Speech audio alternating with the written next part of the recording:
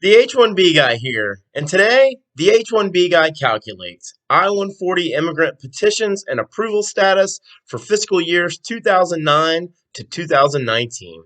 But before we get started, I'd like to ask you, if you haven't already, to please subscribe to the H1B Guy channel here on YouTube. It helps me to produce more content like this for you. I also wanted to mention that the H1B Guy offers a variety of consulting services. If I can help you or your employer understand your case, please reach out. I'd love to hear how I can help.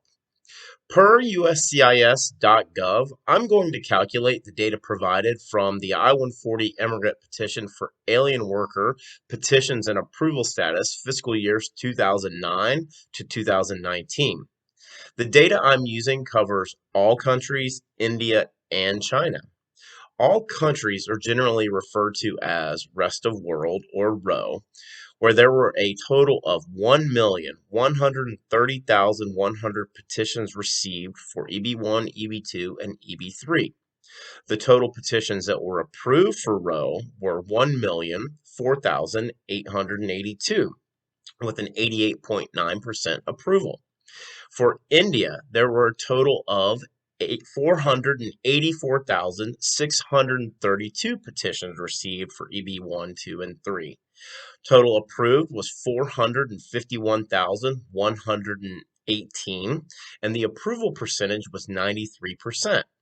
For China, the total I-140 petitions received was 134,570, and the total approved was 118,645.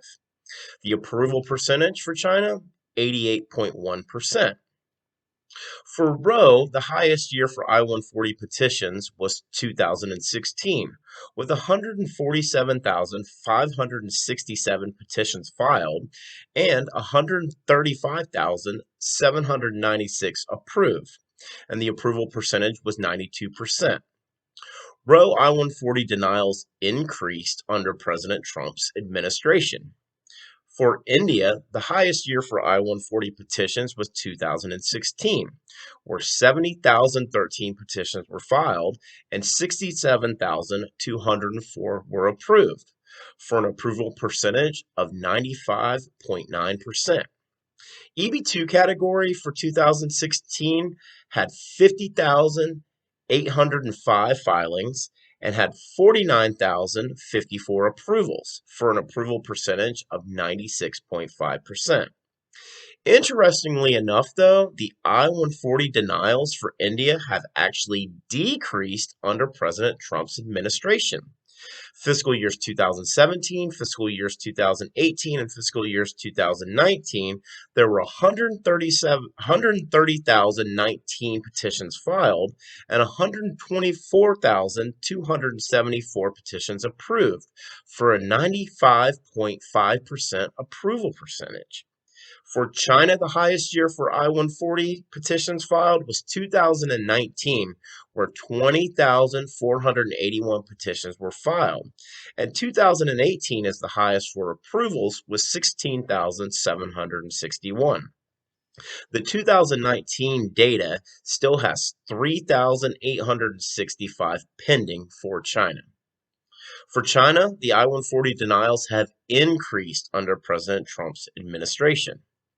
Now that we've discussed the I-140 petitions received and approved, I wanted to pivot and take a deeper look at India EB3-based preferences, starting with 2015. Since the October 2020 Visa Bulletin lists filing date for India for EB3 is January 1st of 2015, I'm going to calculate the 2015 numbers at 75% of the total approvals and add them to the approvals for 2009 to 2014. So in 2015, based on the 75% calculation, it gave our number at 4,838. The total combination for 2009 to 2015 was 34,314 for EB3 approvals. If we look at the EB2 approvals, we see that for 2015, based on the percentage, 75% calculation, 24,526 whereas the total for 2015 to 2009 shows us 138,134 EB2 approvals from 2009 to 2015. So why calculate this data? Well, I'm of the opinion, based on conversations that I've had over the last 3 weeks, that those in EB2 with a priority date that falls within the filing date listed on the October 2020 Visa Bulletin, that roughly 25% of you in EB2 are in the process of downgrading. That puts my estimate at around 34,546 individuals that are downgrading from EB2 to EB3. Let's rehash the numbers of EB3 total approvals whose priority date now falls under the current filing date. That total is 34,314. And compare them to those that are estimated by me to be in the process of downgrading, which would give us a total of 34,546. Based on my calculations, 232 more individuals are in the process of downgrading than those whose EB3 priority date is now current.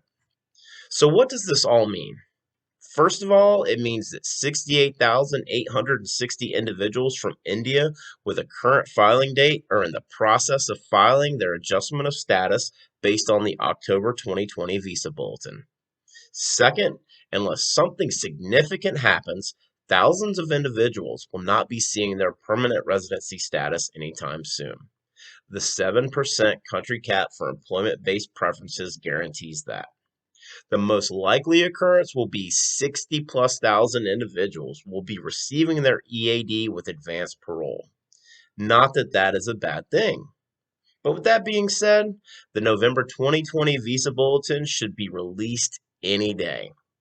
My best guess is that we'll see it Thursday, October 22nd. I'm very interested to see what the Department of State means when they say and imply rapid forward movement.